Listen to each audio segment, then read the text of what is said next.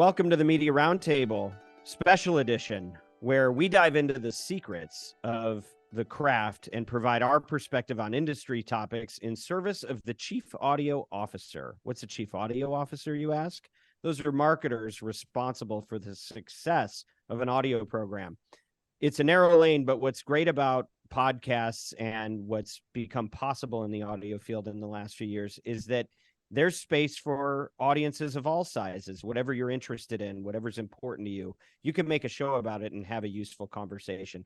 I'm your host, Dan Granger, CEO and founder of Oxford Road, and I am joined by a very compelling lineup today. These are some subject matter experts in all things audio that are going to talk today about an event that we had in New York City last week, where we were actually able to gather with a number of chief audio officers.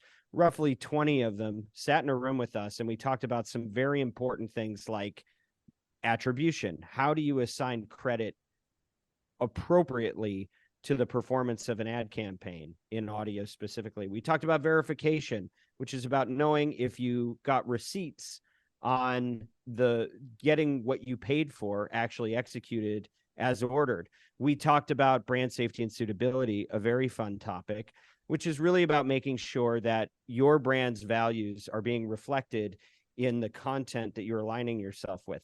These are the three subjects we're going to dig into today. And to help me in that process, we have a few of my favorite people. We have Miranda Romano, our head of media at Oxford Road. She's going to lead the discussion on verification. Welcome, Miranda. Hi, great to be here. We have Giles Martin, who is going to lead the conversation on all things attribution, as he so often does for us. Welcome, Giles. Thank you. We have Jennifer Laine, who's going to be leading the conversation, as she so often does, on brand safety and suitability. Welcome, Jennifer. Hi.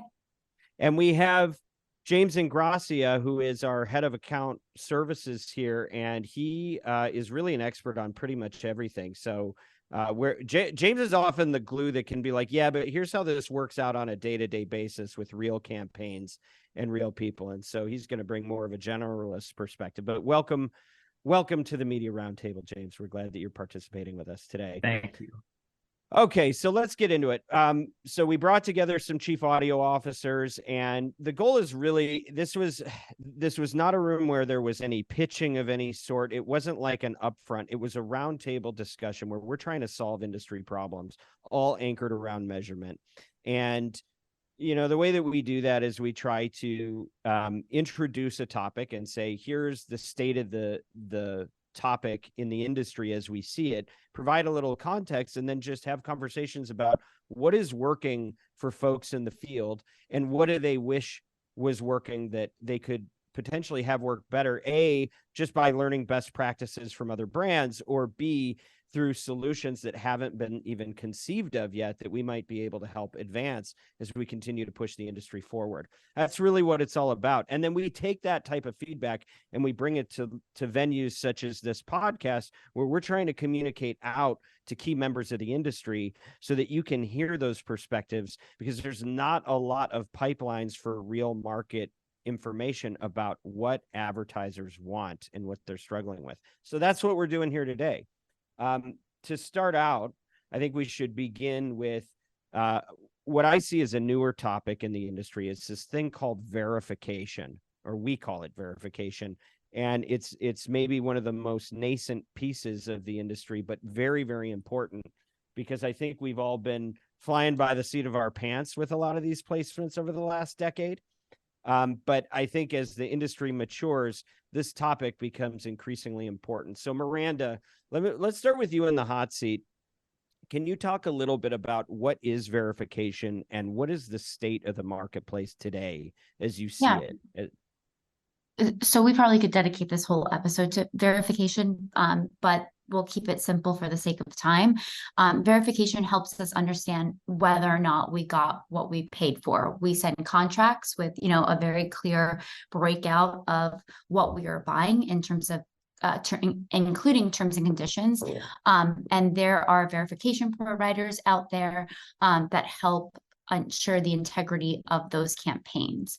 In terms of the state of the industry, We definitely have still some work to do, but just even within the last couple of months, the industry has made tremendous progress with verification and adoption. And that's really because of the transparency and accountability that it has brought to publishers and to buyers. For the first time, we're really empowered with data and insights, not just to improve performance, but like on the publisher side, to help prioritize certain ad tech, like frequency capping. In the beginning of the year, frequency capping was very limited. There were only a few hosting platforms that offered that, and now we're seeing more and more hosting platforms and therefore publishers, be able to do that. Recently, we've even seen Apple adjusting their auto download feature, which will help us gain or further alignment in terms of downloads with actual listener consumption, which was partially due to the exposure of the issues that were caught because of third-party verification. We talked about some of the partners out there. We work with several of them, and the extent of verification is different per partner. It's always evolving. It's why we work with a handful of them. And I guess, Dan, to answer the second part, so, what did you learn? I think that, what I heard in the room was, I think there needs to be some more education on the extent of what is available. I asked, like, what do you want to see more of? And a lot of the responses were metrics that already existed. And so I think, and it's a lot, like, one of our partners, they offer visibility into 19 different metrics. At certain points, some are more important than others. And so I think it's really about educating advertisers in terms of what's available. But also I think some of it is visualization. Like someone asked, I want to see how downloads are pacing over time. Like that's available. Sometimes you just got to click in the right dashboard, or sometimes you just need to ask because maybe that is, a chart or a graph that isn't available in that particular dashboard.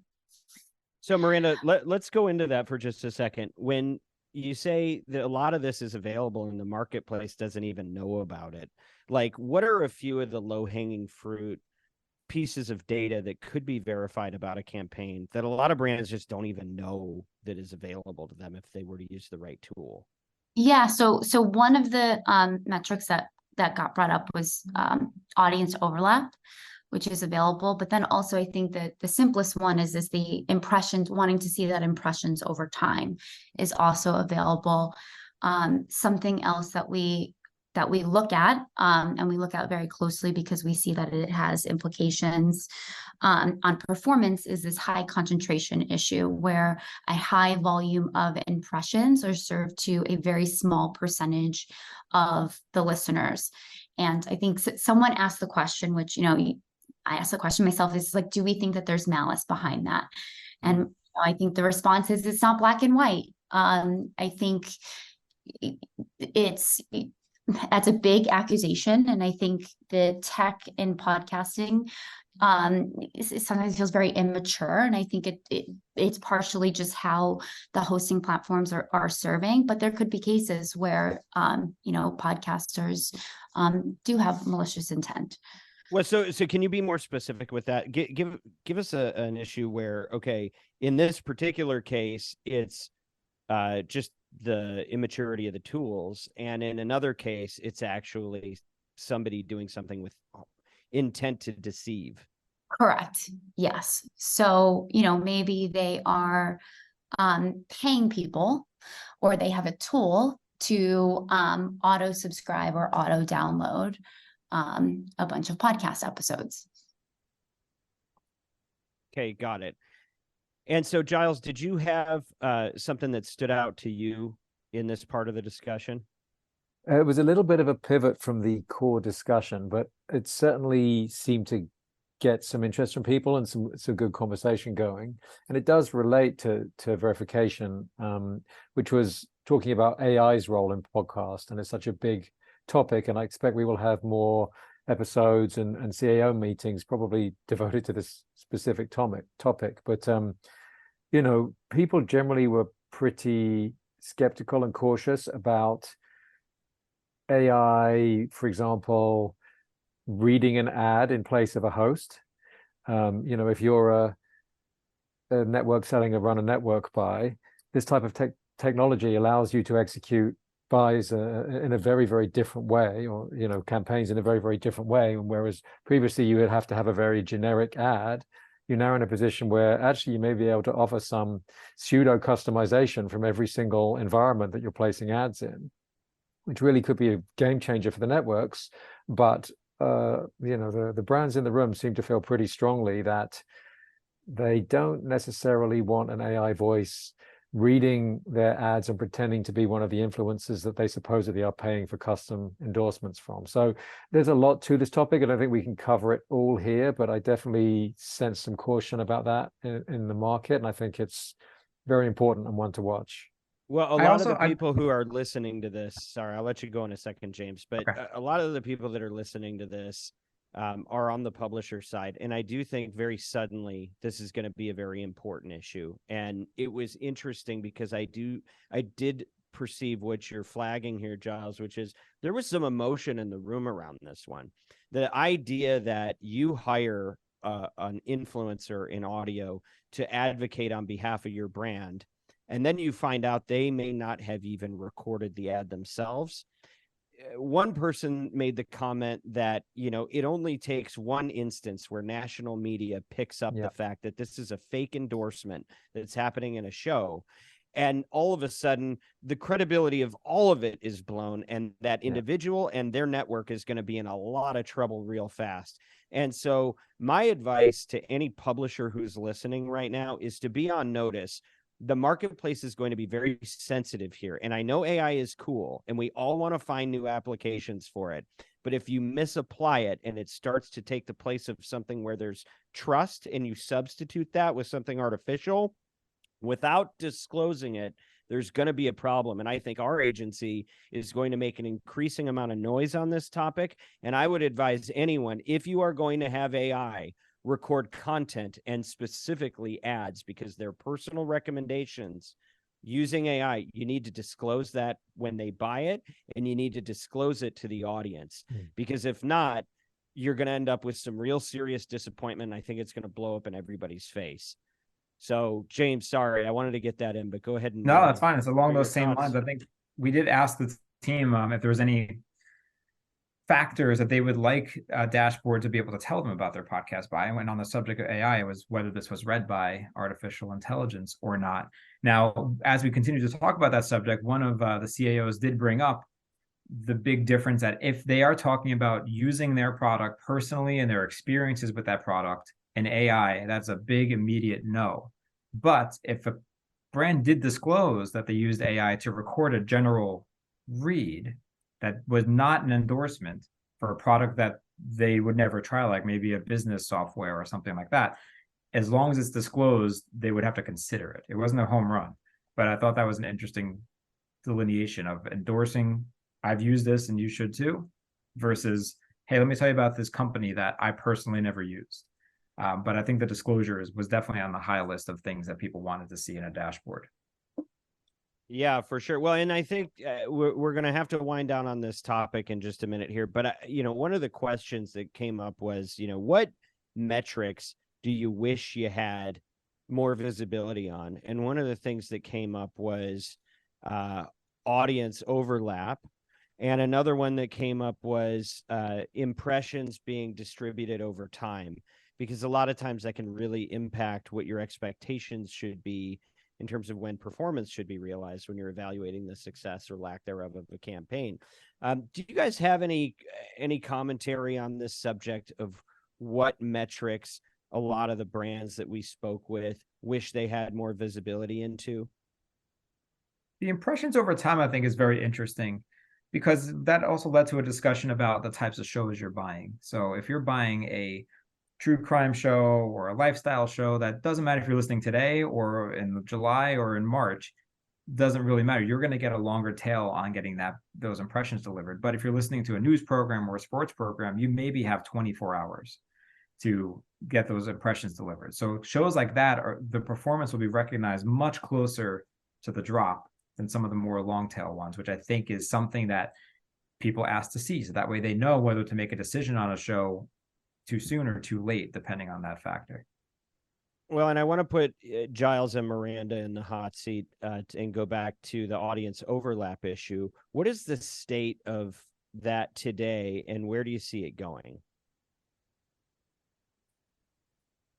I would say that, in some of the tools that are out there, you can see it on a fairly limited basis. So you can sort of take one show and look at how the audience overlaps with another show. And that's helpful up to a point, but it's very hard to scale any kind of real intelligence or strategic guidance off that. Because it's very, very piecemeal and very, very tiny pieces of the puzzle that you're seeing. So, what we need to see, and I think inevitably the industry will go this way, is more flexibility in that data, more flexibility in the views of it, and more high level, strategic views of it, where we can look at which networks have overlap with other networks in a certain campaign, how that varies perhaps by time of year, or even one channel versus another. We might look at the difference between podcast versus streaming versus radio streams, and really understanding it at that level is, I think, the starting point. And then we sort of can drill down to the more sort of tactical applications of optimizing buys based on that. But we need more visibility into that data for sure. Well, and it's interesting because somebody said recently, audio is a quasi-digital channel, right? And you can look at some pieces of it, like the emerging channels, streaming and podcast, and in some ways they're already further ahead of what radio ever got to in terms of being able to verify certain aspects of the campaign because of the nature of how the ads are served. But then there's other things like separation or audience overlap that analog media seems to have provided solutions for decades ago, and we're just still trying to get on first base in this new lane. So we're all, I think one of the things that keeps us busy and useful and employed is that there is so much chaos in this current state of this industry, where the old is evaporating very slowly and the new is trying to find its footing, but nothing is quite where it's going to land for a long period of time. And we're trying to just cobble together the best solutions we can in the meantime. So with that, that's about as much time as we have to talk about the verification subject. I want to move on to the next one, which I think is more now than ever. It's been timely. It's increasingly timely. You have new levels of polarization. It used to just be right-left polarization that seemed to be causing problems in media for brands. But now with everything going on in Israel and the Gaza Strip, you see people polarizing on a whole new set of issues. And brand safety and suitability is probably harder than ever. We're now about a year from the next presidential election. I know that the Brand Safety Summit is happening this week in New York City. So this is a hot topic. Jennifer, can you just acclimate us a little bit to what is it? What is the state of it? And what stood out to you in our conversation last week as we talked to brands? Yeah, I mean, it's a topic we talk about on this podcast a lot, probably the most consistently. So I don't want to necessarily hit everyone over the head with information they already know. But from a very top line, we sort of discussed what brand safety means and whether or not brand safety or brand suitability is more important and what each of those mean. And I think like safety to the group, safety is table stakes. Like I don't want to appear in environments that are incredibly dangerous for my brand. I think every brand shares that to a certain extent. And suitability is what most people are really wanting to hone in on. Like not necessarily is this safe, but is this something that works for me? Is this something that works for my brand values? At which point, I think the overarching feeling in the room was that people need a framework for understanding how to verbalize what is suitable. So they have a blueprint to turn to when they need to make decisions, when those decisions are a little bit more gray or less black and white. And so that was feedback that we heard from everyone. There were only maybe 2 or 3 individuals who had done the hard work of figuring this out and gone through the rigorous process, whereas everyone else, though they believe it's necessary, hadn't necessarily like found a starting point. Or what do I define? How do I define it? How do I contextualize this within podcast? How do I make this consistent with other channels, et cetera? And so that was one need that came from the group and the event that I think we're working towards definitely. Dan, I know you had something to add to this, and then I'll get into sort of the other elements that we addressed during the event. Well, I thought it was interesting that, you posed a question with a pretty diverse set of brands and kind of said like, hey, who is this like the biggest issue for?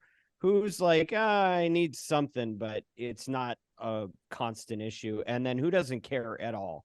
And it seemed like it was about a third, which was interesting. I don't know. I don't think think I disagree. I think the majority of the room was in the middle. Whereas, like, I think this is important. It's not the most important thing to me, but I do have to pay attention to it. Okay, but you had a sampling of each. Yeah, and, people fell into each of those categories for sure.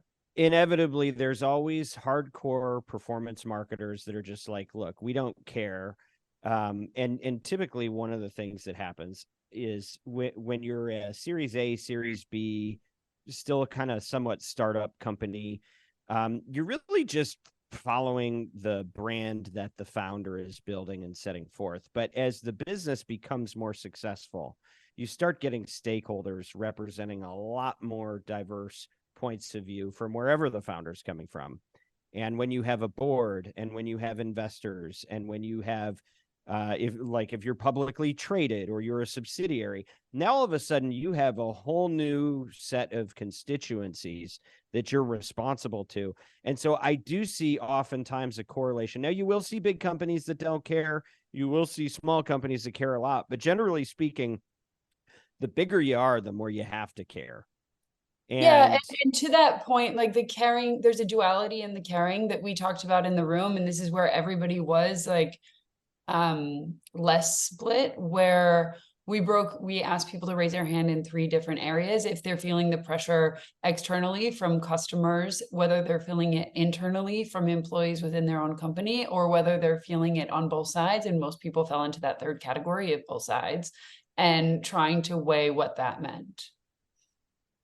Yeah, and it was also interesting, when you ask people like, how far along do you feel like you are in solving this problem, and like having a position, having a grid to process these decisions about who you're going to align with through when you go into market, most people just they don't have a plan. Somebody described a company they had previously worked at as it was utter dysfunction, and nobody even knew who could make the decision, right?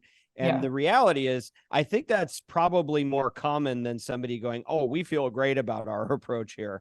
And I think one of the takeaways for any marketers that are listening is you really need to have a brief. You really need to have a starting point to say, here's where we stand, here's what the issues are, and here are our sensitivity levels, and use real market proxies to say, we are comfortable with shows like X, we are not comfortable with shows like Y, and to explain that as specifically as you can. But ultimately, this is like creative, where it can be so subjective and so emotional.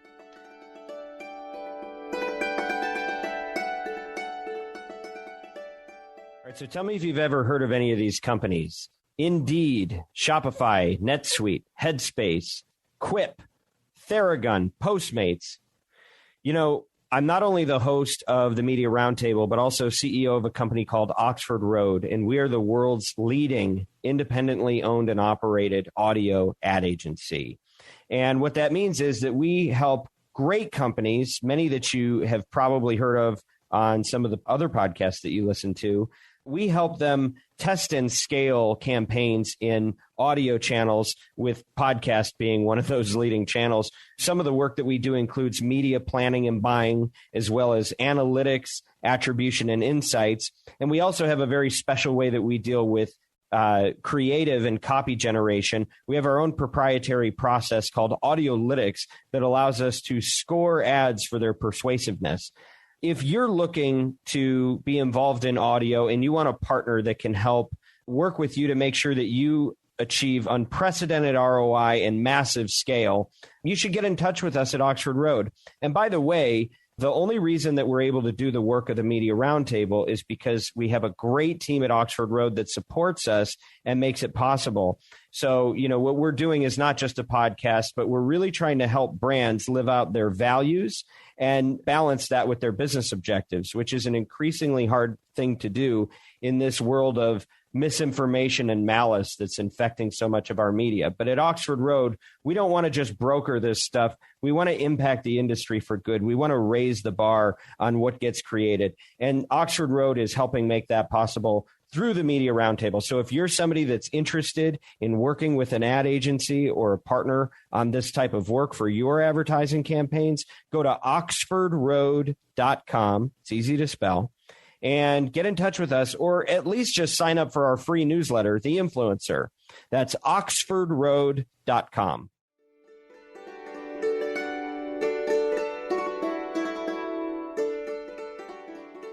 So, yeah, James, what stood out to you? I thought it was very interesting on the two ends. One was, a major global brand who said that we can't, there's not even a light gray area. It is black or white, and we cannot even take a chance with possibly getting even confused with that, which I thought was a very stark comparison to another brand who saw it as an opportunity. When other brands get canceled, that gives them a clear lane line to jump in and be the only one in their category in that spot, just to get some attention there. So I thought that was very interesting.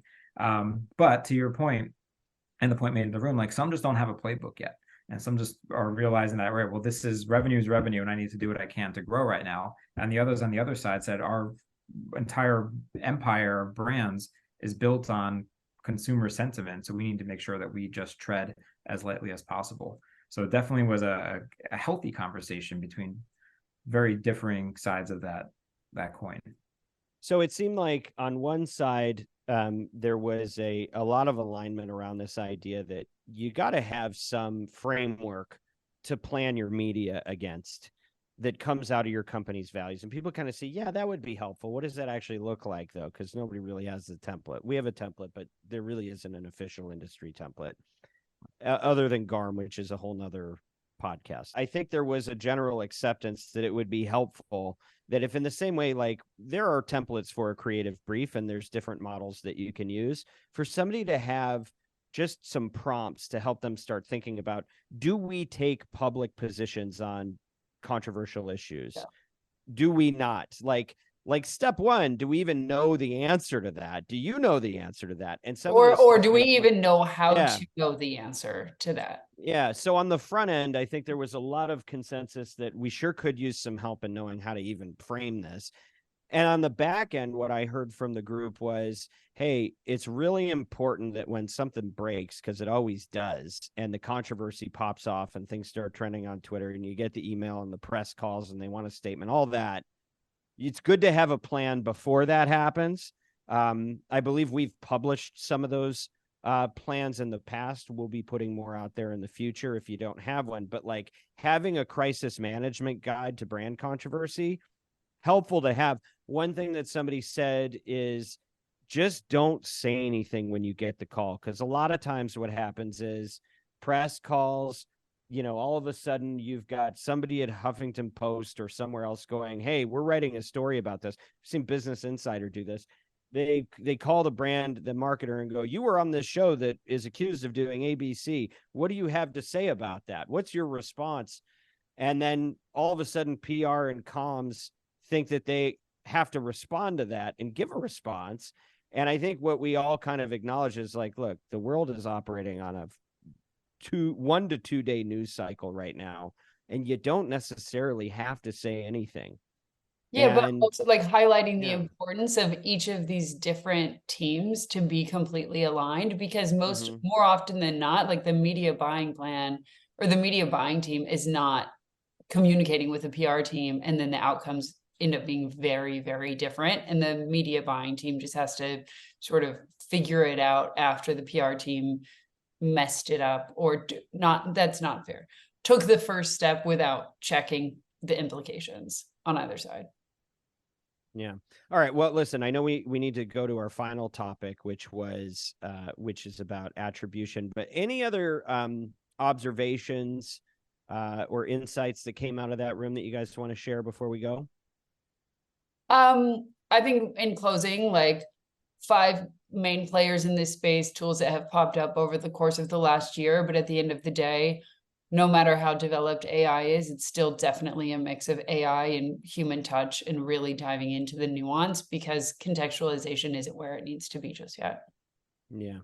Yeah, it's a delicate phase of the industry. It's a sensitive topic, and if you do it wrong, you stand the risk of getting in a lot of trouble internally, externally, with all stakeholders.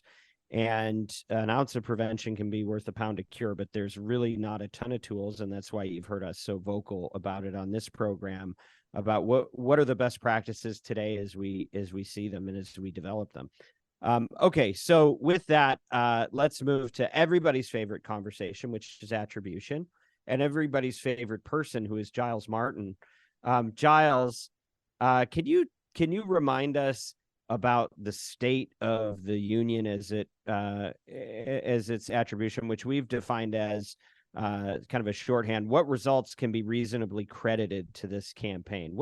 What's going on with attribution in audio right now?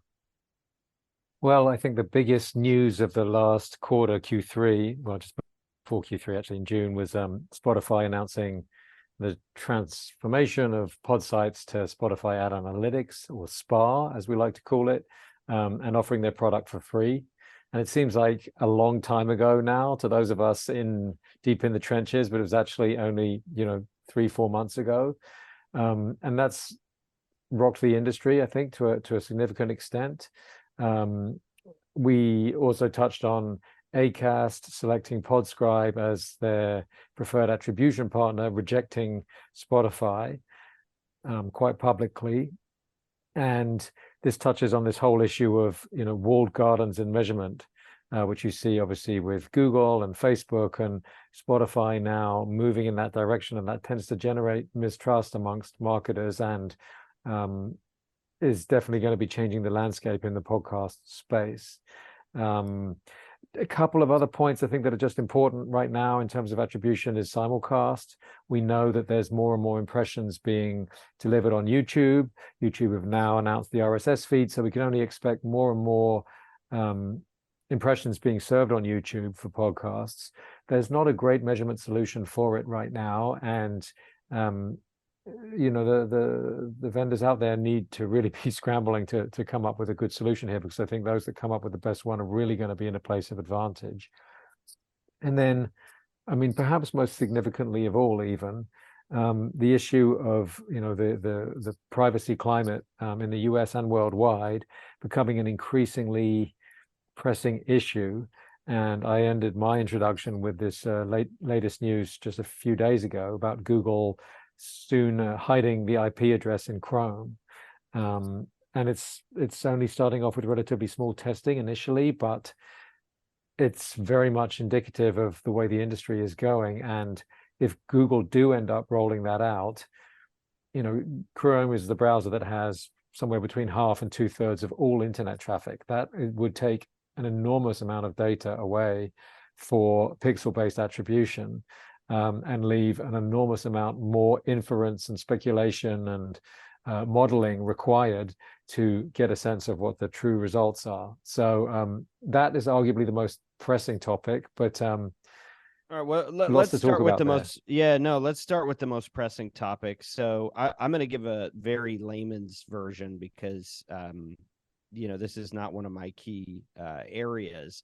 But as I would articulate it, like, the industry went from a lot of promo codes and vanity URLs, and sometimes we use surveys to figure out, how many sales those each represented when we saw transactions. And then in the last 3 or 4 years, we go, oh, pixels. We can pixel just like we do with digital, and our problems will be solved. And there's been a whole arms race to figure out who's the right supplier, right? And then now you're saying, no, they're actually taking that off the table just as soon as people started getting comfortable with it. Can you describe what the world looks like if things move quickly in a year's time? If that becomes less and less accessible, what happens with Claritas, Spa, Podscribes pixels? You've got all these pixels. What happens? What happens to the industry? Well, it's interesting. A lot of the big media companies like Google and Facebook, they're talking more and more and advocating more and more for modeling type solutions, like traditional MMM type solutions. Facebook have launched their own open source pseudo AI market mix modeling tool called Robin, which any marketer or data science team is free to download and adapt and use for themselves to do their own MMMs.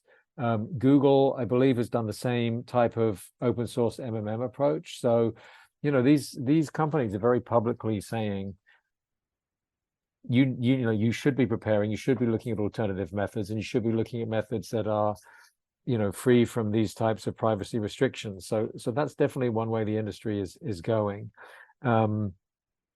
How do you feel about the MMMs? Is that a viable solution for audio? No, thank you. It's an important question, because they can help at a higher level, right? And there's still a bunch of inference and assumptions, in those models. But if we accept for now those inferences and assumptions, typically they would work at the level of a channel. So my podcast investment, my streaming audio investment, my traditional radio investment, perhaps we can get a read on how those channels work. But once you introduce many more variables, say you're on 200 podcasts, an MMM is not able to give you optimization guidance about which ones of those 200 podcasts work well and you should be buying. That's typically not what MMMs do. And so they can work at a more strategic level in terms of media mix optimization, but they don't work so well for performance marketers. You can't really use them in that way. I thought that was interesting too when we polled the room on pixel use, and I think, save for one brand, people can live with or without them in terms of like how detailed they were, because they had other factors in place. So the clients that we spoke to that had survey optimizations, like the white paper that we published earlier, that we've had the bonfire, the vanity URLs, and the people with the enhanced auto-populate survey, that's a human entering what show they heard on. And depending on where that is in the funnel, that can sometimes be more valuable than a pixel that has a little bit more noise on there. What I also thought was interesting is how everyone has a different MMM model, and some of them use off-the-shelf programs for that. The problem that we discovered in the room is that sometimes those programs don't know how to attribute audio, especially podcasts, which goes back to impression delivery over time, because they may say, today we purchased a podcast for $5,000 and the results didn't come in today, so therefore podcast doesn't work. So you have to almost customize and train your MMM model to react that way. And then Pixels just adds a layer of either simplicity or complexity based on the type of MMM model you have. Well, one thing I thought was interesting in the room was that nobody said that they rely exclusively on Pixels.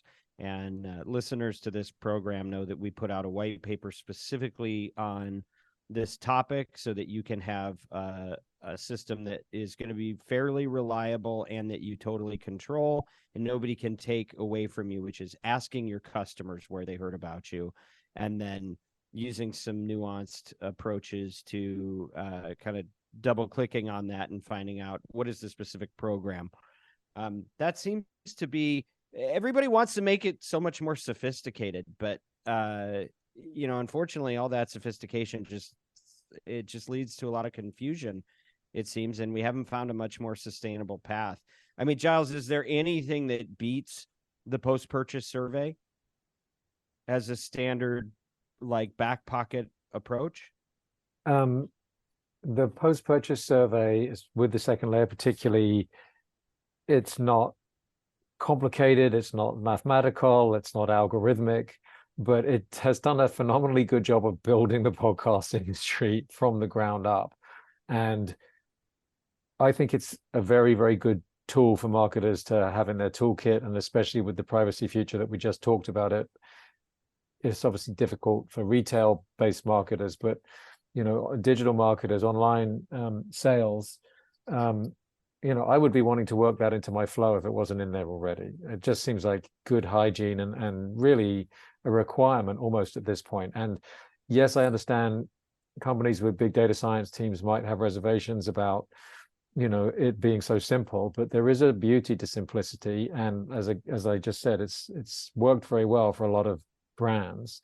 And there are other alternatives. I think that we are probably going to see more use of sort of panel-based measurement with sort of passive monitoring, which is basically a situation where a certain number of individuals, maybe tens of thousands, hundreds of thousands, maybe into the millions, they will agree to have some software installed on their devices, on their laptop, on their cell phone, that will track what they're doing, what apps they're using, what websites they're going to, and they get some type of compensation for this, but they're voluntarily sharing all of their data. And so the person who has access to that data, the research company, can see, oh, they saw this video ad or they heard this audio ad, and then they can see subsequent activity. So it's really performing the same type of function as a pixel without the privacy requirements, because these people have opted in. So I think that we're going to be seeing more of that, and it's definitely something to keep an eye on in the space. All right, I'm going to recap a few other things, and you guys interrupt or respond anytime you want. But I just thought these were interesting things that stood out to me.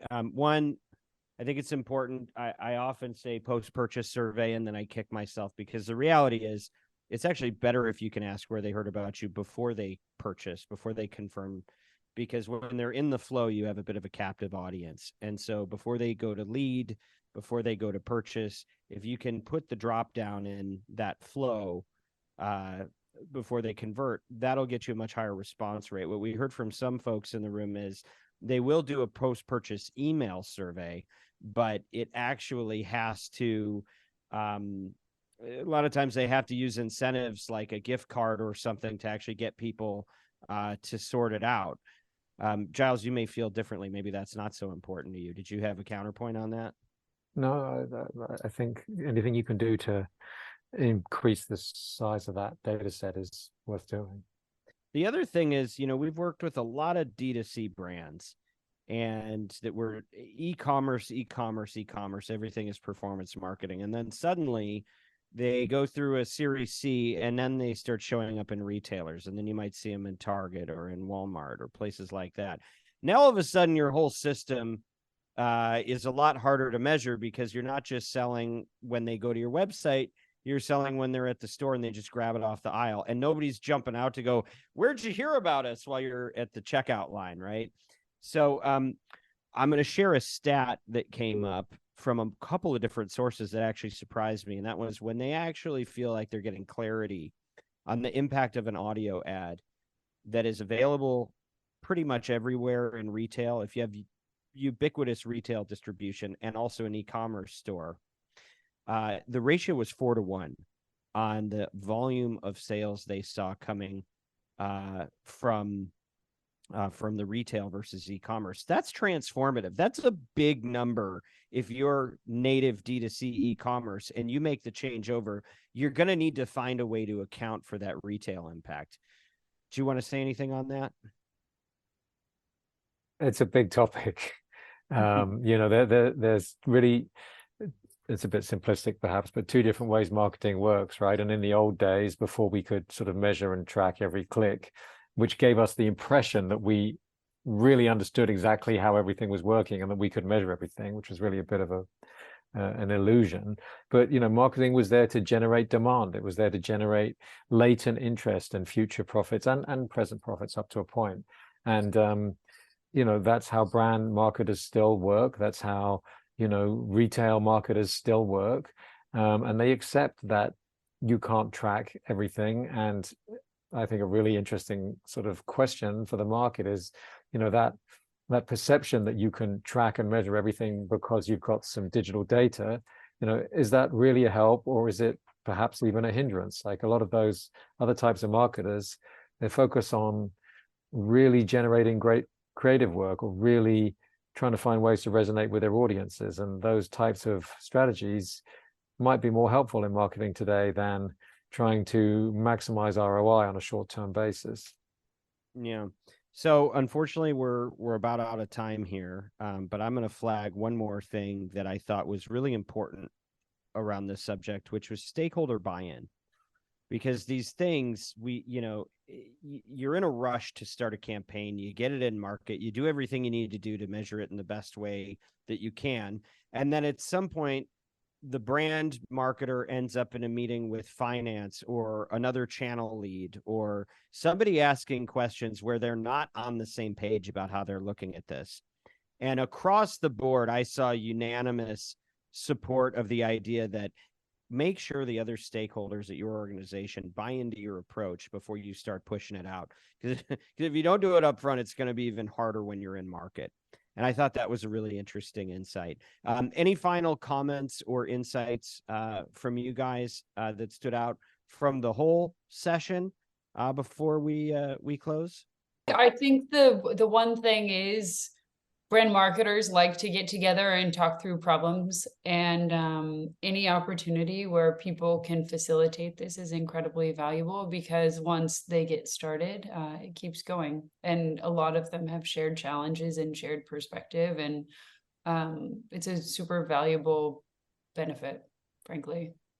And to echo that, I heard that directly from a number of CAOs after the event, because normally if you go to a media conference or a marketing conference, audio is like one question on one panel. And this was a good 90 minutes dedicated to their channel. Well, and this was a good 60 minutes dedicated to this channel. So I'm glad that you guys were able to join today and recap some of these insights. We hope that it keeps moving the industry up and to the right in sustainable ways. There's a lot of great stuff happening in the business, but there's also a lot of challenges. So I'm really happy that we get to weigh in on this and we get to share these insights. I want to thank everybody for spending this time with the Media Roundtable. This podcast is, of course, brought to you by Oxford Road, where we want you to succeed in audio and to use your influence for good. And as members of the marketing community, we have the power to advance voices that don't just entertain, but edify, and to rise above our differences and show that collaboration is possible when we treat each other with respect. Little plug for brand safety. We'd love to hear from you. If you have any feedback or suggestions, don't hesitate to reach out to us at info@mediaroundtable.com. We will all see it and talk about it, whatever you say. And if you're a marketer looking to align your vision with our vision, reach out to our agency, Oxford Road, by going to oxfordroad.com. Subscribe to our free weekly newsletter, The Influencer. And thank you to James, Giles, Miranda, Jennifer, Bianca, Kyle, Haley, Neil, and the team at Podcast One. And as always, influence responsibly.